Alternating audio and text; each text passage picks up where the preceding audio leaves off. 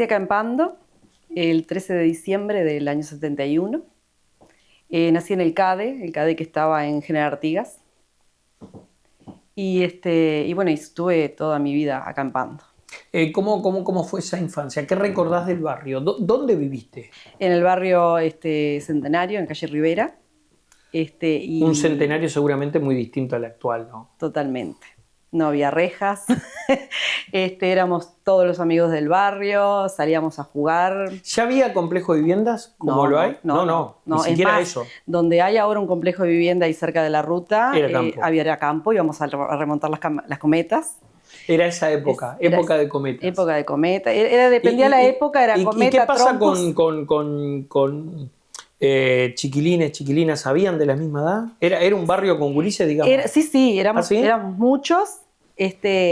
Variamos en 2, 3 años en algunos casos, porque éramos hermanos, pero en general éramos más o menos la misma edad. ¿Hay algunos todavía en el barrio? Sí. ¿Quiénes, por ejemplo? Bueno, con la que más tuve afinidad y que nos criamos como hermana, como dices, con Gabriela Martínez, que vivía en la esquina de la casa de mi madre, y bueno, los padres de ella son como mis segundos padres.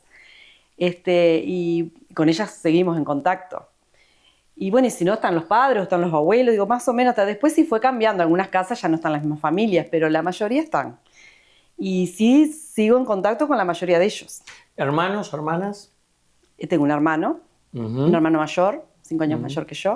¿Y tu mamá, tu papá, a qué se dedicaban? Bueno, mamá, ama de casa, pero de esas amas de casa que me saco el sombrero. Y recuerdo esa infancia, ¿no? De ella siempre esperarnos y estar para todo. Y papá en la empresa de Omnibus, donde también tuvo una trayectoria muy larga, donde después también ya terminó siendo el director de la empresa por 3 periodos, hasta que se jubiló. ¿Escuela?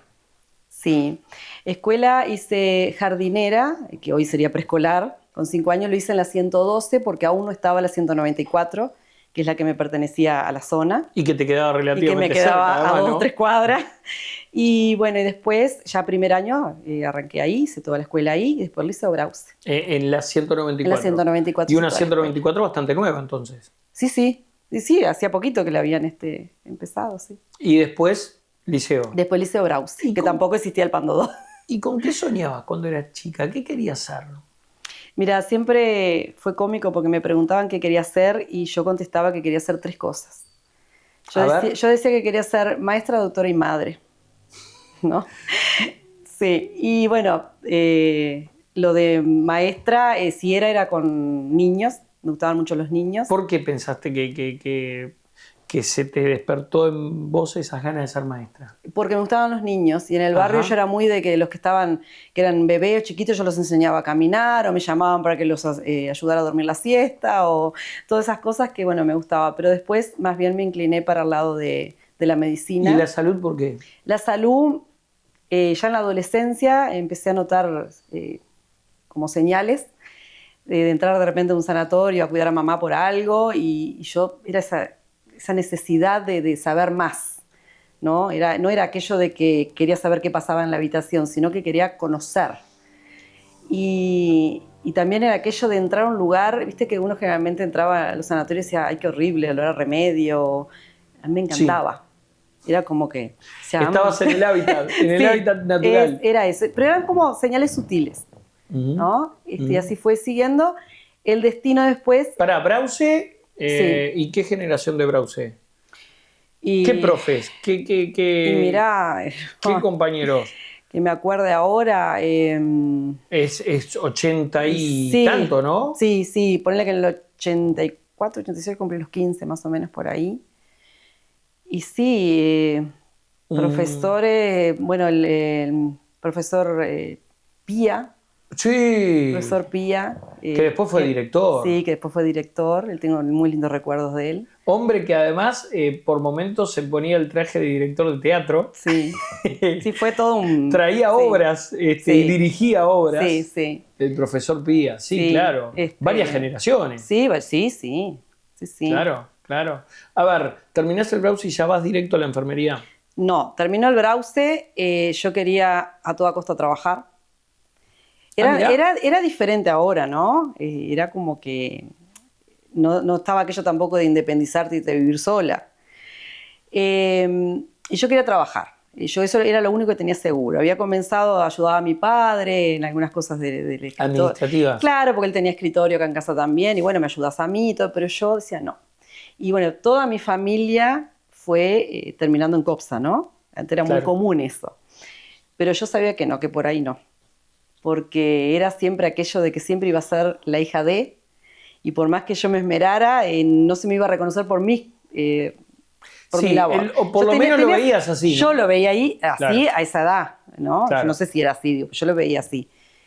Y bueno... Igual COPSA seguramente tuvo un peso muy importante en tu vida. Sí, por supuesto. Toda mi familia, desde mi abuelo, o sea, toda mi familia. Y... Había chances igual de terminar no, chances había. En la compañía. Es más, cuando yo decía que no, todos me decían, pero ¿cómo no vas a querer trabajar en COPSA que tenés fácil? Porque antes era fácil, decían, mira, tenés un lugarcito, y no es como ahora. Y sí, tenía la posibilidad, y yo no quería saber de nada. Tenías ese talante independentista. Era eso, era como que eso lo tenía segurísimo. Y bueno, salí a buscar trabajo en la época de antes, puerta a puerta, con currículum en mano, te armabas un currículum y ibas. Bueno, mirá, me gustaría trabajar, bueno, déjame ir así. Y el destino me pone en una mutualista, en Semeco. Aquel Semeco que estaba frente a la escuela 112, entonces. Aquel Semeco que estaba frente a la escuela 112. Y comienzo ahí, como administrativa, por todos los sectores. Y yo siempre había algo que siempre me llevaba a ir a la enfermería a ver, a preguntar. Buscaba cualquier excusa, yo quería ir a la enfermería. ¿qué médicos había en aquel entonces Semeco? Vieja guardia, ¿no? Sí, la doctora Pereira, Pintos, el doctor Pintos. Claro, era una mutualista pequeña, o sea. Sí. Ahí mismo resolvían o intentaban resolver. Sí, pero era una mutualista muy familiar. No solo para la gente, para los socios, sino entre nosotros. O sea... Era como muy familiar. Yo recuerdo eso. ¿Y ese es el puntapié para la enfermería? Bueno, ahí esas señales cada vez aumentaron más, ¿no? Yo después llegué a hacer unas suplencias en laboratorio y yo recuerdo estaba la persona que hacía las extracciones y yo al lado tomando los datos. Y yo moría por estar de ese lado. Quería ser yo la que hiciera hacer las extracciones. O sea, ya ahí me desbordaban las ganas de ser enfermera. Y bueno, yo entre medio de todo eso me caso. Yo creo que confundí un poco casamiento con independencia. Y bueno, tengo a mi hija. Y ya cuando mi hija tenía unos 3, 4 años, yo dije, basta. Tengo que estudiar enfermería. Y así fue. Me inscribí, estudié. ¿Joven te casaste entonces? Sí, me casé muy joven. ¿Y joven sos mamá también? Sí, claro. Y tendría unos 22 años cuando tuve a mi hija. Después de 2 años de casada. Y bueno, nada, me puse a estudiar enfermería en Montevideo, en la Escuela Católica. Y bueno, fue la experiencia más linda de mi vida. Tengo los recuerdos más hermosos. No me arrepiento ni un día de haber elegido esto. Y bueno, y una cosa después fue llevando a la otra, ¿no? Después, bueno, se junta todo porque, bueno, yo después me divorcio y a su vez también se junta que cuando Semeco cierra, que fue de un día para el otro, yo volví a las 8 de la noche de Semeco y tenía que entrar a las 8 de la mañana y me avisan, no vengas, habían intervenido en la institución. Yo lo recuerdo porque no fue, en términos de tiempo, digamos, no fue tan atrás. Hoy tenés a la Española en el claro, nos habíamos mudado para ahí. Todo, se había generado una gran inversión. Sí, fue algo, nos agarró todo medio de sorpresa. Veíamos que venían habiendo problemas económicos, pero no que iba a ser tan abrupto. Un cimbronazo. Sí, tan así que yo digo, vengo mañana y... el momento en que... Sí, recuerdo eso. ¿No va más? Es que recuerdo esa llamada. Yo me vine a mi casa que mañana tenía que ir. Y me llaman y me dicen, no vengas, intervinieron. Aparte tuvimos que ir al otro día a buscar cosas y habían colocado cintas. Digo, fue una experiencia horrible. Y tuvimos que pedir permiso y nos controlaban para que entráramos, solo a agarrar lo que necesitáramos, no podíamos tocar nada porque iban a hacer una intervención. Una auditoría. Una auditoría. Claro, Entonces y uno piensa que además la gente, ¿no? Que está llevando adelante un tratamiento, la medicación. Fue para los socios, para todos, fue una locura, aparte de mucha gente de Pando, o sea. Claro, porque ahí ya que había, digamos, creció exponencialmente los usuarios también, sí, claro, ¿no? Los socios. Claro, sí. Entonces, bueno, nada, y ahí, claro, me agarró con todo eso, ¿no? Yo en divorcio, que quería, bueno, empezar con la enfermería, pero también me acuerdo que fui en ese momento. ¿Pero ya eras enfermera? Ya era enfermera. Ajá. Pero seguía todavía trabajando como administrativa porque quería conseguir algo más seguro, antes de dejarlo seguro. Y entonces hacía pequeñas suplencias o alguna pasantía. Y bueno, y ahí fue cuando, bueno, yo ya había entregado un currículum en Camepa. Y bueno, dado eso, fui de nuevo a hablar con Caputi, que nosotros lo conocíamos, era muy amigo de la familia. Tabaré Caputi. Y bueno, y ahí fui a hablar y me dijo, hacemos una cosa, dice, termina el seguro, porque dice, cuando te tomemos va a ser suplencias. Entonces termina el seguro y cuando termines el seguro vení y sí, tenés el trabajo. Y así comencé. Y después, bueno, pasó el tiempo, yo entre medio de todo eso formo nueva pareja. ¿Era difícil en aquel entonces ser madre trabajadora? La época difícil que yo recuerdo es cuando se me juntó todo, ¿no? Trabajar, estudiar, tener una hija, después el divorcio, o sea, fue mucha cosa junta. ¿Qué dejó? Quedarme sin trabajo. Porque de todo se aprende, ¿no? Un aprendizaje gigante de que no hay que apresurarse. No me arrepiento de nada porque las cosas las hice en su momento a conciencia. Hoy, obviamente, con el diario del lunes mirás para atrás y yo esto tendría que haberme dado cuenta, no haber hecho esto o aquello, pero bueno. No de hecho, hoy los gurises se van a los 40 años, ¿no? Claro. Y de la paternidad y maternidad ni hablamos. Veo perfecto lo que hacen hoy, que terminan primero sus carreras. Pasa que antes no era aquello de me voy a vivir solo y después veo y... O me formo y después... Yo como que creo que yo me quería independizar y creo que como que confundí un poco las cosas y el modo antes de independizarte era ese, ¿no? Sí, comparto. Sí, claro, y bueno, eran otras épocas. Pero nada. Bueno, comenzás en Camepa. Comencé en Camepa. Y trabajando de enfermera. De enfermera, sí. Trabajando de enfermera. Y bueno, pasé por todos los sectores. Eso también antes era muy de que ibas como... Como todos los sectores. Claro, primero policlínica, después pasabas a sala. Y después, distintas tareas. Claro, después pasé a emergencia. Qué tema ese, ¿no? Que me encanta. No. Es la parte que más me gustaba. Y bueno, quedé ahí un tiempo. ¿En policlínica qué hace una enfermera? Y policlínica es lo más, policlínica vendría a ser inyectable, curaciones, ayudar al cirujano cuando tiene que hacer tratamientos, variedad. ¿En sala? En sala es, bueno, medicación, internación, posoperatorios, también el proceso del paciente mientras está en convalecencia. ¿Y emergencias? Y emergencia, por eso me gustó siempre tanto, es impredecible. Nunca sabes lo que va. Pero en ese impredecible te puede tocar cualquier cosa. Y eso es lo que más me gustaba. Por ejemplo, te pueden tocar niños. A mí en la vida común... Te pueden tocar niños, gracias, paso. En la vida común no me gusta la rutina. Nunca me gustó la rutina. Y creo que yo ahí encontré eso. Ahí no hay, si hay algo que no hay es rutina. Cambiante que una puerta de emergencia. No hay rutina. Y podías tener una guardia tranquila y en 2 segundos se volvió un caos. Y vivís miles de situaciones. ¿Cuál es la peor cosa que viste? Y la peor, más que peor, yo digo que fue media como insólita, que llamaron que venía un paciente, una persona que se había intentado suicidar y que lo traían, ¿no? Que lo traía la policía. Bueno, nos preparamos a esperarlo en la puerta. Que además, convengamos, ¿no? Hoy lo sigue siendo que son de las puertas de emergencia más junto a la del hospital. El otro día me daban un dato del hospital. Maciel Clínicas Pando. Sí. Mirá la estadística. Claro. O sea, y compartí con el hospital. Sí, Kai, vos no sabés lo que viene. El hospital no tiene mucho para resolver y este sanatorio tiene bloco. O sea que te toca, amigo. Totalmente. Y bueno, me acuerdo clarito de estar esperando en la puerta con otra compañera, guantes. Y claro, porque además te avisan y te tenés que armar. Y vos no sabés que viene bien, ¿no? Sabíamos que... ¿Y cómo te armás?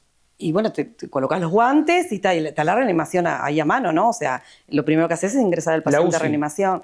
No, a reanimación. Primero reanimación y después UCI. Se traslada dependiendo. ¿Y? Pero claro, yo lo que veo es bajar al policía y una persona caminando. Y yo decía, ¿y dónde está la urgencia? Y la persona que venía caminando era quien se había pegado un disparo intentando suicidarse y le había errado. Y él, así como te lo estoy diciendo yo a ti, me mira y me dice, me hace así, le digo, lo hago pasar, entramos a la reanimación, y le digo, ¿qué pasó? Y así muy sutilmente, ¿no? Se apoya las manos en la camilla y me mira, mueve la cabeza y dice, le erré. Son esas cosas que te dejan pensando en lo que es la mente del ser humano, cómo él después venía y me hablaba como normal, qué mala suerte que tuve, le erré, o sea, fue algo muy loco eso. Y después tuve una cantidad de situaciones, miles, digo, pero bueno. A veces no es solo la situación del paciente, sino cuando vienen con toda la familia, a veces no sabes, tenés que controlar a la familia para que te dejen trabajar, o sea, es mucha cosa. Cuando vienen inconscientes y si traen dinero, tiene que venir un testigo, contar el dinero, dejarlo aparte, porque después si falta algo, los que los recibiste fuiste tú. O sea, hay muchos detalles que se desconocen, ¿no?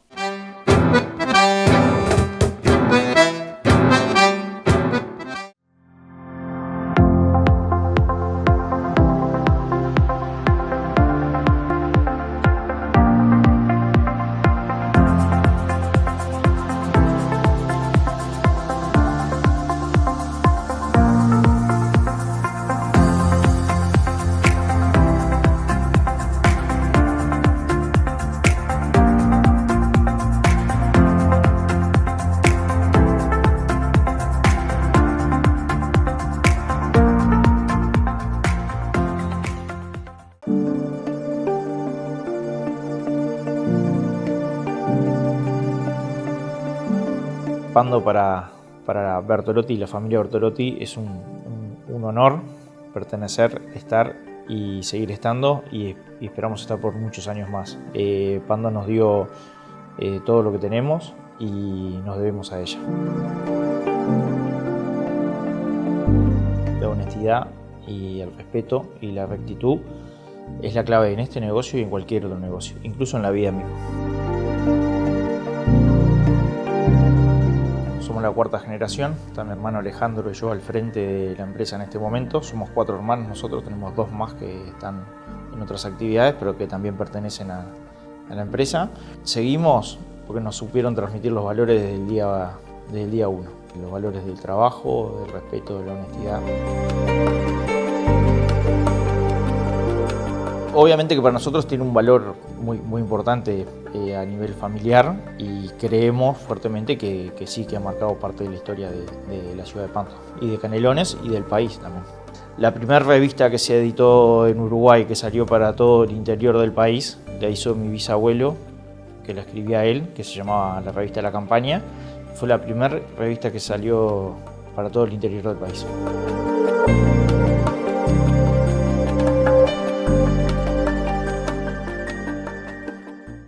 ¿Miedo a conducir? Olvídate. En Autoescuela Avenida enseñamos más que a conducir. Formamos conductores responsables y seguros. Clases de auto, moto y camión. Autoescuela Avenida. Tu licencia, tu seguridad, tu futuro, tu libertad.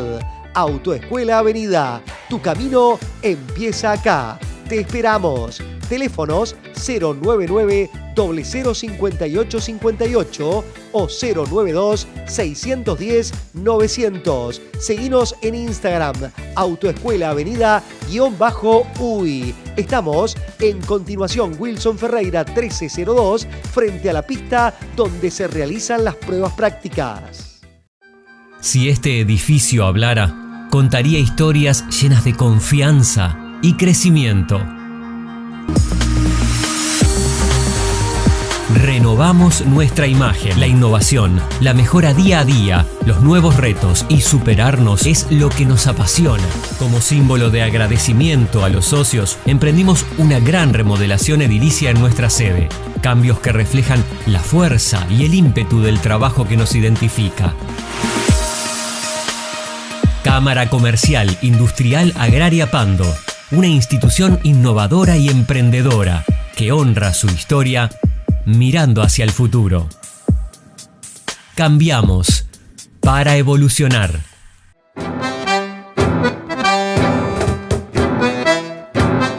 Al contrario de la tarea o la labor del médico, el enfermero es como que se le tira para abajo cuando en realidad es todo lo contrario. Son los 5 sentidos del médico previos a que llegue. O sea, está bien, el médico muchas veces resuelve. Todos tienen su función importante. Sí, todos. sí, pero ustedes son un eslabón superlativo. Sí, claro. A ver, es como, qué sé yo, no sé, traspolando la situación. ¿Es la policía con el juez o con la fiscal? Sí. Lo primero que viste, lo primero que oíste, todo el detalle, lo tienen ustedes. Sí, sí. Después, obviamente, un médico tendrá que resolver. ¿Qué hago? ¿Lo interno? ¿No lo interno? Sí, sí. ¿Le hago Después viene esto, todo lo le hago demás, otro? claro. Pero ustedes son el vehículo del médico, ¿o no? Sí, sí, sí, en cierta forma es así. Y sobre todo en emergencias. Sí, sí, totalmente. Bueno, y después, en realidad, un compañero que se le ocurrió idear un sistema de internación domiciliaria. Bueno, yo ahí comienzo también a hacer algunas guardias en paralelo. Y después, bueno, formamos una empresa con él. Mirá. Y seguimos por mucho tiempo los dos trabajando dentro del sanatorio y después con la empresa también. O sea, era como un servicio Claro. post-internación. Ahí O está. internación domiciliaria. Internación domiciliaria es como lo mismo que en un sanatorio, pero en tu domicilio. Pero claro, al principio iba a ser como para terminar un tratamiento o algo muy básico. Pero después se fue instalando mucho más y comenzamos a tener muchísimos pacientes a los que hoy se les denomina cuidados paliativos. O sea que... Fuimos medio los pioneros, como quien dice. ¿Fueron los precursores de los cuidados paliativos? Y sí, en cierta forma. O sea, lo hacíamos sin saber que se llamaban así. En ese momento eran pacientes especiales o con patologías especiales. Después se le denomina ese nombre, pero sí, ya arrancamos con ese tipo de especialidad y ahí supe que esa iba a ser mi especialidad. El cuidado paliativo. Sí. Qué fuerte. Y más eso. en internación domiciliaria, porque yo llegó un momento que me tuve que decidir por una de las cosas, o la emergencia o la internación domiciliaria. ¿Y? Todo no podía. Llegó un momento que no me daban las horas para cubrir guardias. Y bueno, puse en la balanza, las dos me gustaban, las dos iban por el mismo lado, que no eran rutinarias, pero en el domicilio yo encontré que podía expandir un poco más lo que a mí me gusta hacer con el paciente, de trabajar con su familia, con su entorno, y más en esas patologías. Y bueno, y ahí encontré mi camino y me dediqué con la empresa, ¿no? Después mi trayectoria fue con la empresa, con mi compañero. ¿Qué patologías habituales? Infinidad. O sea, no es solo cáncer, mayormente a veces cáncer, pero hay de todo, ¿no? Mirá qué buena pregunta. ¿De acuerdo con la eutanasia? Es una pregunta que no logro terminarla de contestar. O sea, si me preguntaste, digo no, porque yo conocí los cuidados paliativos, yo los apliqué y yo los pude brindar. Y yo creo que primero deberíamos de lograr que los cuidados paliativos lleguen a todas las personas. ¿Y qué falta para eso? O sea, se ha avanzado muchísimo, ¿no? Muchísimo. Pero claro, sigue faltando. De repente zonas del país o no en todos los lugares te lo ofrecen. Que tú asistías, el personal. ¿Y esas personas que tú asistías no te pedían eutanasia? No, en muy raras veces te decían ahí, pero tú después les explicabas. ¿Qué pasa? La persona cuando te pide yo no quiero saber más nada, lo que quiere es que la calmes. Lo que quiere es no sufrir. Entonces, sí, claro, si tú no le estás dando un tratamiento que lo pueda sacar el dolor y el sufrimiento, obviamente que la persona va a querer una eutanasia. ¿Y hay calmantes para todos? Sí, sí. Cuando llega un límite en que, o sea, hay calmantes para cambiar la calidad de vida, ¿no? Porque con un diagnóstico no se te tiene por qué terminar la vida. O sea, cambias la calidad de vida, pero podés vivir sin dolor. Es todo muy individual, ¿no? Depende en qué momento lográs tratar la patología, depende de qué momento ingresaba el paciente, porque... Ahora, ha de ser difícil, capaz que inclusive más que en emergencias, separar tu vida privada de la laboral, porque yo creo que conectás más con un paliativo. Sí. Mucho más. Mucho. La emergencia llegó, fue horrible, fue espantoso, pero lo trabajé y después ya se fue a sala o se fue al CTI o se fue de este plano. Que por pero eso ahí en lo paliativo, elegí. Vos Podía volcar más mi vocación, porque lo mío siempre fue vocación. Lo mío no fue que me gusta, fue vocación. Algo que nunca pude explicar, es algo que me nace. ¿Qué historia más fuerte conociste en paliativos? Que te haya tocado. Yo creo que todas son fuertes. Una. Como me contaste la autoeliminación en emergencia, contame una del paliativo. Y cuando te tocaba de repente una mamá dejando niños chicos. Esas son fuertes. ¿Te tocó? Sí, claro. Más de una vez. Y tenés que manejar, sí, las emociones, pero tú tenés que ser la parte fuerte. No la fuerte de decir, como yo estoy bien, manejo esto diferente. No, fuerte de saber acompañar. Porque esa persona y su entorno necesita acompañamiento. Y a veces necesitan una guía, porque es como que se forma un caos, ¿no? En una situación así. Entonces hay muchas cosas que resolver. ¿Y qué les decís? Una madre que sabe que va a partir en algún momento y que deja niños. ¿Sabes lo que? Que deja niños. Lo que siempre, y eso me pasó con todos los pacientes, cuando llegaban a la etapa terminal, te sorprende que el problema es mayormente para el familiar y no para el que se va. Llega un momento en que el paciente lo acepta, llega a dejar una cantidad de cosas ya resueltas, cuando les da el tiempo, cumplen sueños, eso lo llegué a vivir. Por ejemplo, a ver, contame. Y cumplen sueños de, por ejemplo, me acuerdo que había un abuelo, que la nieta cumplía los 15 y él quería bailar el vals con ella. Y estaba en una etapa terminal donde tenía colocado un infusor con una medicación. ¿Qué es eso? Un infusor es un aparato, una bombita elastomérica que se coloca con una mariposa, lleva la medicación a permanencia, pero no te limita a que puedas hacer las cosas. Y el problema de él era cómo iba a ir, que se le iba a notar eso, y bueno, no, con mi compañero buscamos la forma, lo ayudamos a que se colocara el traje sin que se notara eso, y pudo ir al cumpleaños de 15 y bailar el vals con su nieta. Esos eran los plus que nosotros agregábamos a la tarea que ya de por sí tenés que hacer por trabajar en eso, pero siempre había algo más, siempre hay algo por hacer. Y eso era lo que yo más, siempre trataba de ir un poquito más de lo que era mi obligación. Pero a ver, ¿cómo lo interpretó? ¿Naturalizás la muerte? Sí. No naturalizo el sufrimiento, que para eso están los cuidados paliativos. Nadie tiene por qué sufrir. Después está la sedación, que no es lo mismo que la eutanasia. Por eso te digo que si hay cuidados paliativos, si llegan los cuidados paliativos, no es necesaria la eutanasia. ¿Qué te dejó tanto tiempo trabajando en paliativos? Amor a la vida y disfrutar más de las pequeñas cosas. Porque solemos estar todo el tiempo, tengo que comprar esto, y siempre te falta algo. Es como que siempre te falta algo. Te hiciste la casa, pero le quiero hacer esto. Pero siempre. Y cuando llega un momento en que hay un diagnóstico, sea tuyo, de un familiar, y ahí te das cuenta que todo eso pasa a segundo plano. Tiene fecha de vencimiento. No te lo vas a llevar. Arrancamos por ahí, ¿no? El tiempo se acaba. Y sí. Y ahí lo único que precisás o querés es tiempo.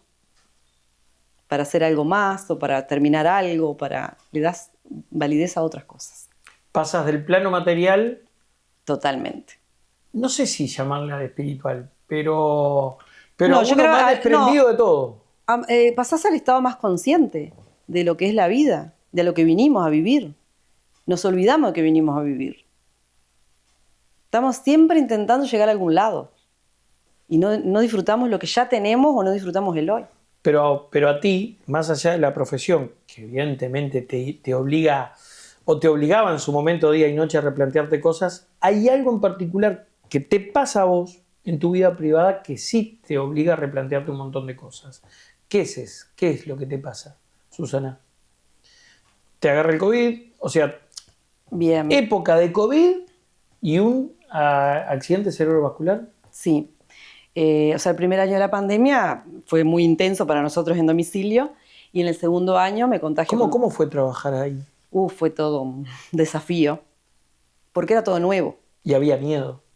Y sí, había desconocimiento, o sea, todos los días te llegaba información diferente.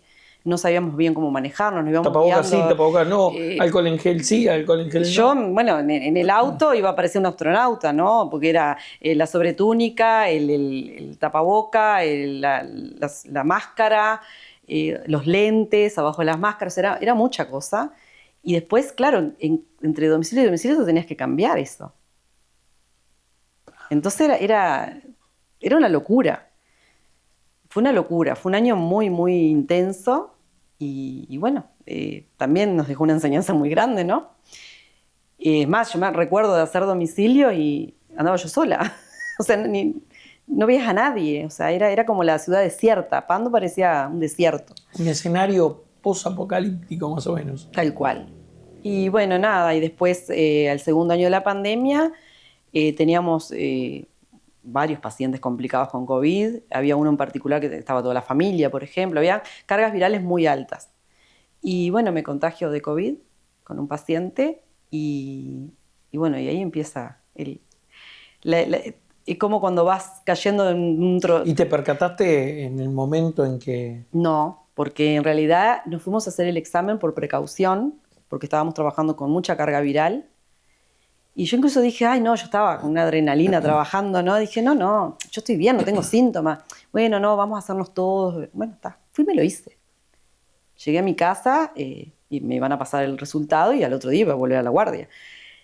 Yo esperé el resultado negativo, porque yo no tenía síntomas y me sentía bien. Ahora, cuando decís mucha carga viral, ¿qué eran pacientes que estaban en sala o...? No, siempre en domicilio. En domicilio, pero con mucha carga. Sí. Y bueno, y nada, y cuando me llaman y me dicen, mirá, tenés COVID, pero además es una carga viral muy alta y bueno, ya tenés que aislarte. Viste que estaba todo el protocolo aquel de, bueno, nada, me aíslo en mi dormitorio, bueno, me eché mi marido para otro cuarto y estaba todo aquello de que me tenían que alcanzar todo con guantes y bueno, todo lo que había. El primer y segundo día fue normal. Nada, después empecé como con un resfrío, después una gripe más fuerte, fiebre, y después empezó a empeorar, pero en forma... muy rápida, muy acelerada. rápida. Sí, sí. ¿Y? Y tanto que quería hablar y casi no podía, me costaba respirar, bueno, ahí me ingresan, estaba saturando muy bajo, o sea que es la falta de oxígeno, ya tenía una pequeña neumonía. Y bueno, me ingresan, estuve unos 4 días con anticoagulante, a veces precisé un poquito de oxígeno. Pero bueno, me estabilicé y vuelvo a mi domicilio. Y cuando vuelvo al otro día o los 2 días, sufrí una ACV. Y bueno, y ahí se quedó. Y para alguien de la salud, ¿conoce los síntomas? ¿Sabe lo que le está pasando? ¿Sabes qué? No, cuando te pasa una ACV, yo lo último que recuerdo es decir que me dolía mucho la cabeza, pero no era un dolor normal, que vos generalmente te duele toda la frente, era un dolor fijo acá, pero un dolor que me caían las lágrimas. Y dice que yo pedí, me fui al cuarto, apagué la luz, pedí que me dieran un analgésico, me puse un paño frío, y yo recuerdo hasta ahí. Yo me despierto, sí, y tengo vagos recuerdos de toda esa secuencia. Pero ¿qué hacía yo? Me levantaba y me daba contra la pared. Entonces yo decía, me levanté muy rápido. A todo le encontraba un porqué. Y dormía mucho. Cosa que a mi esposo le llamó mucho la atención. Y bueno, ahí empezamos a darnos cuenta de que había algo raro, porque yo decía incoherencias, me decían cosas que yo no las entendía. Yo llamo para consultar y me dicen que era normal, que después de un COVID habían pacientes que quedaban como con desorientación y bueno, pero al otro día dijo mi esposa, no, esto no es normal. Y bueno, y ahí consultamos, ya ahí me vio un médico y ya notaron que algo me había pasado. Aparte yo decía que veía raro y que yo no podía expresar, yo perdí la visión del ojo derecho. Pero además de esto tengo una afectación en la parte neurológica del lado derecho que hace que yo vea todo diferente. Entonces yo que decía veía raro por eso. Yo veía que se me movían las imágenes, las cosas estaban como en el aire. Era muy raro, pero yo no lo podía expresar. Eso es horrible también, porque yo escuchaba que los médicos hablaban y yo les quería decir y no podía. Y bueno, nada, ahí empiezan los estudios que te mandan a raíz de eso.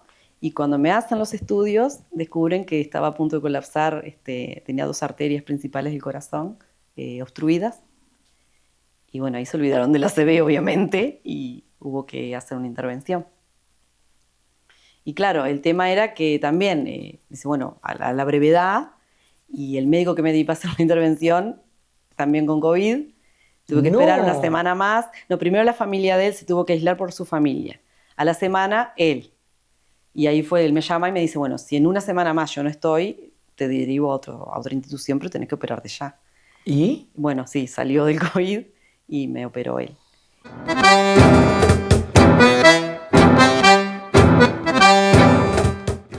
¿Miedo a conducir? Olvídate. En Autoescuela Avenida enseñamos más que a conducir. Formamos conductores responsables y seguros. Clases de auto, moto y camión. Autoescuela Avenida. Tu licencia, tu seguridad, tu futuro, tu libertad. Autoescuela Avenida. Tu camino empieza acá. Te esperamos. Teléfonos 099 005858 o 092 610 900. Seguinos en Instagram, Autoescuela Avenida_UI. Estamos en continuación Wilson Ferreira 1302, frente a la pista donde se realizan las pruebas prácticas.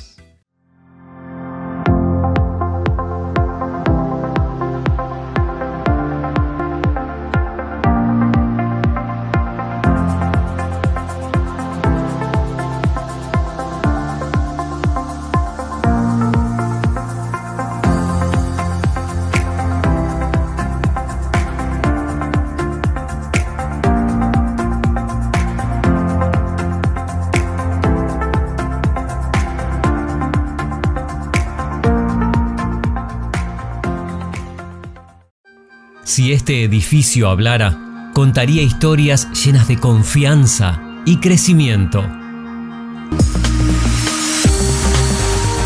Renovamos nuestra imagen. La innovación, la mejora día a día, los nuevos retos y superarnos es lo que nos apasiona. Como símbolo de agradecimiento a los socios, emprendimos una gran remodelación edilicia en nuestra sede. Cambios que reflejan la fuerza y el ímpetu del trabajo que nos identifica. Cámara Comercial Industrial Agraria Pando, una institución innovadora y emprendedora que honra su historia mirando hacia el futuro. Cambiamos para evolucionar.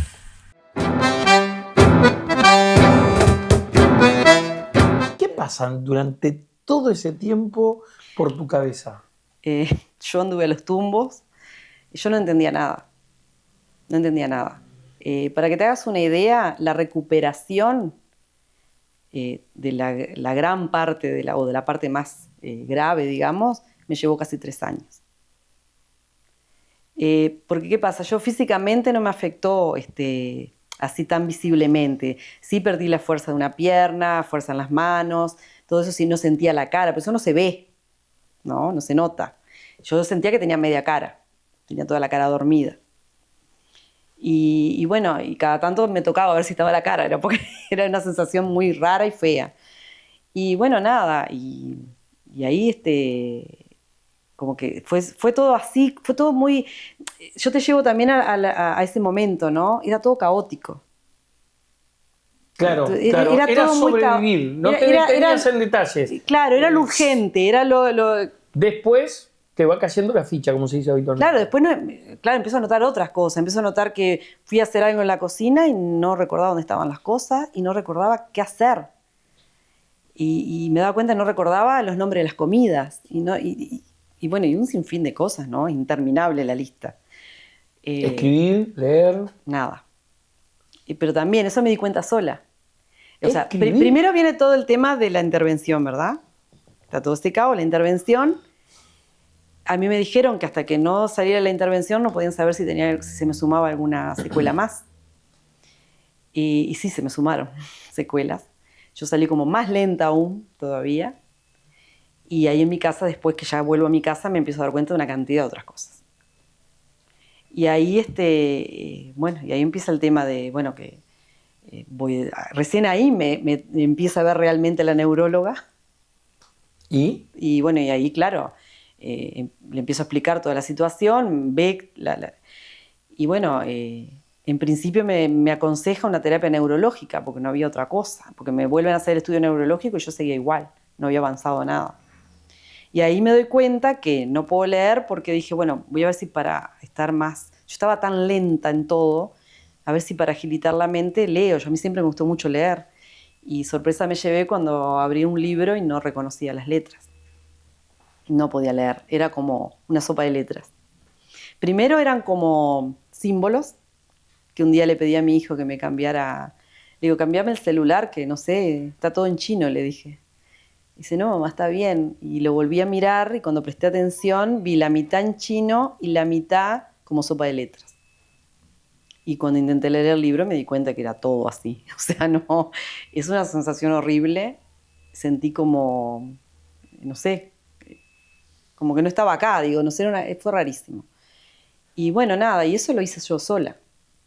Me di cuenta sola y empecé todos los días a intentar descifrar letras, a unir frases, hasta que logré leer una página y todo así sucesivamente. El nivel de complejidad que tiene nuestra cabeza...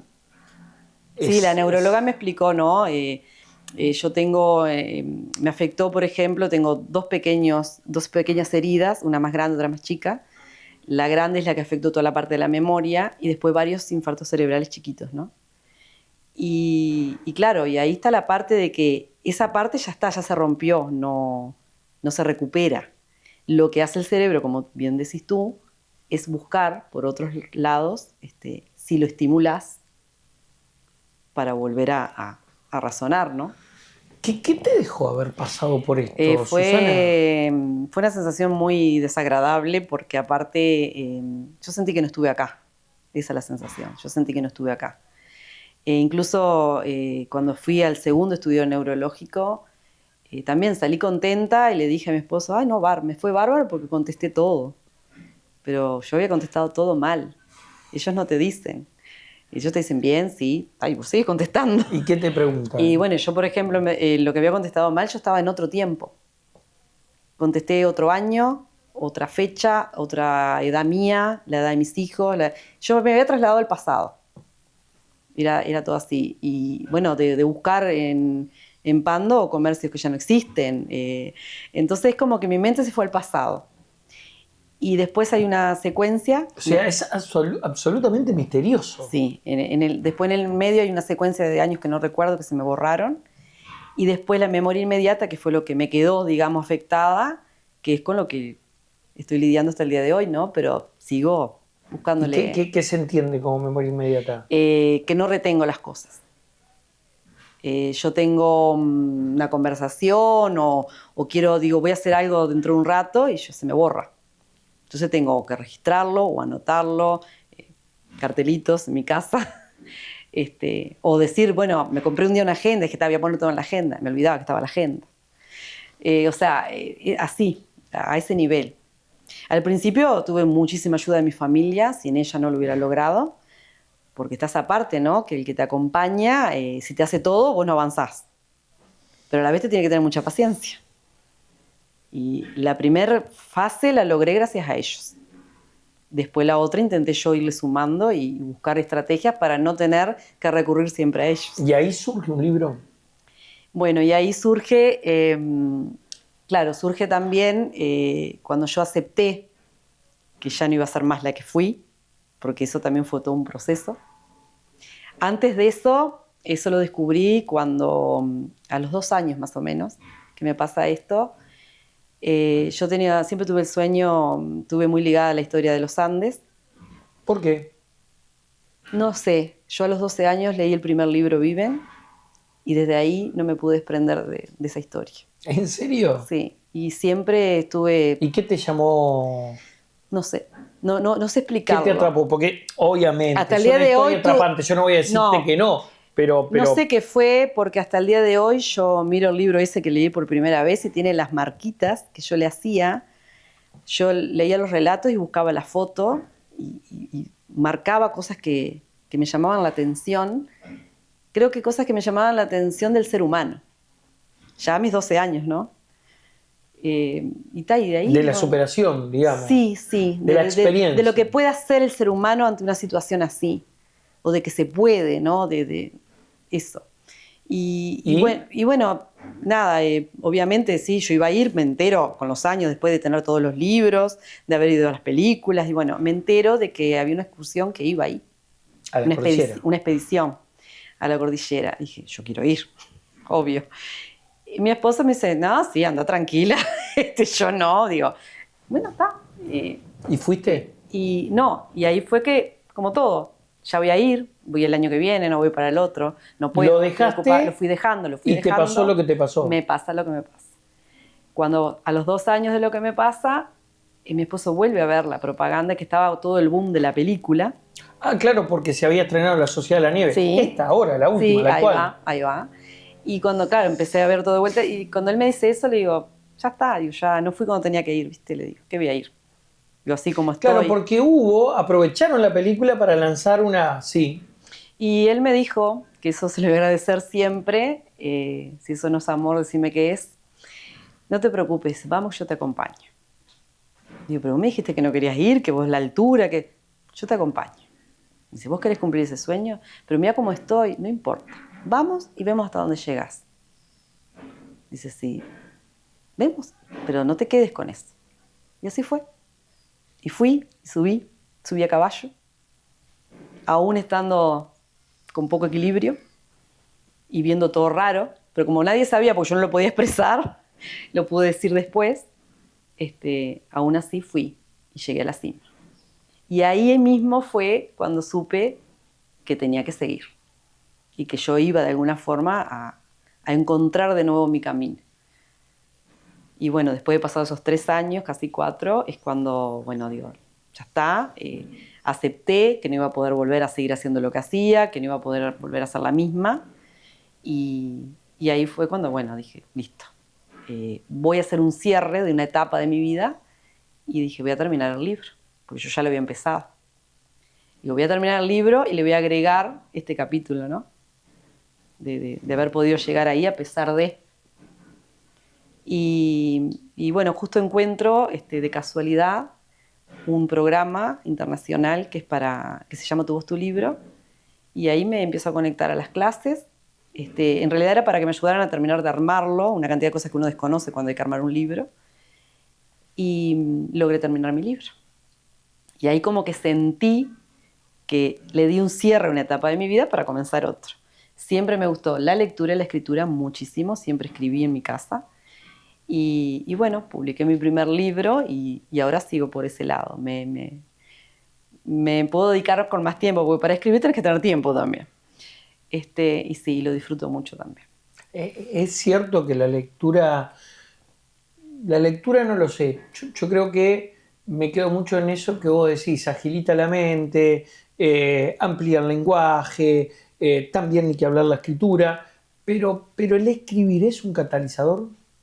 Sí, totalmente. A mí me ayudó por 2 lados. Me ayudó porque descubrí que con esto, ¿qué pasa? El cerebro, si lo dejas de estimularse, queda de nuevo. Y si lo estimulas demasiado, se agota. Entonces como que yo tengo que ir siempre en un equilibrio, ¿no? Ni mucho ni poco. Pero eso de ponerme en el programa, de ponerme a escribir, me ayudó a muchas cosas. A poder mejorar en algunas cosas que me estaba costando. El habla también, porque a mí me costaba, quería decir una palabra, me salía otra, y me ayudó en todo eso. Y el escribir te lleva, más cuando es algo que es un libro muy autobiográfico, pero de autoayuda también, y para que ayude a otras personas. Y eso te lleva a hacer como una especie de catarsis, y te descubrís a vos mismo sin darte cuenta. ¿Qué descubriste en ese libro? Descubrí todo lo que había hecho y no me había dado cuenta, todo lo que había hecho en el transcurso de mi vida. Descubrí lo afortunada que fui de trabajar en lo que me gusta. Descubrí lo afortunada que soy de tener a mis 2 hijos y una pareja que es un compañero incondicional. Descubrí que gracias a ellos pude salir de ese estado, de la importancia de la familia. Y bueno, descubrí el valor de la vida. Yo ya por mi trabajo lo había entendido, de lo frágil que es la vida, de que todo te cambia en un minuto, y esto me lo terminó como de afirmar, ¿no? ¿Qué aprendiste o qué te enseñó la vida?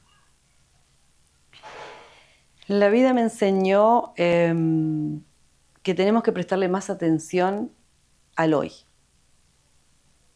Sí proyectarte, sí cumplir gustos que tengas, pero nos olvidamos en esa locura de siempre estar llegando a algún lugar o a algo, nos olvidamos de vivir el hoy. Y todo eso que hoy de repente tanto nos preocupa y nos ocupa, en ese momento cuando la vida te da un golpe, te das cuenta que no es lo imprescindible y que perdiste tal vez tiempo o un tiempo lindo. Solemos dejar y postergar las cosas y es lo que no hay que hacer. Y también creo que descubrí que tenemos una fortaleza mayor de la que imaginamos. Tal vez es un instinto de supervivencia, no lo sé. Porque a mí me han dicho, no, yo si me pasa lo que te pasó a vos, no, olvídate, me quedo así como... Y no, porque a mí lo que me sacó de ese estado fueron las ganas de vivir. Capaz que si me lo preguntabas antes yo te hubiera dicho lo mismo, ¿no? Capaz que yo... Y sin embargo, sí, el estar así, el vivir esa situación como la viví yo y como la vi yo, que yo siento que me fui de este mundo y volví, no porque tuve algo grave que que podría no estar acá, sino por todo ese proceso que hice. Eso de salir de ese estado y cómo veía todo yo vi algo diferente. Yo siento que no estuve acá en ese tiempo. Estaba, pero no estaba. Y no sé explicarlo, pero eso me llevó a valorar la vida desde muchos ángulos.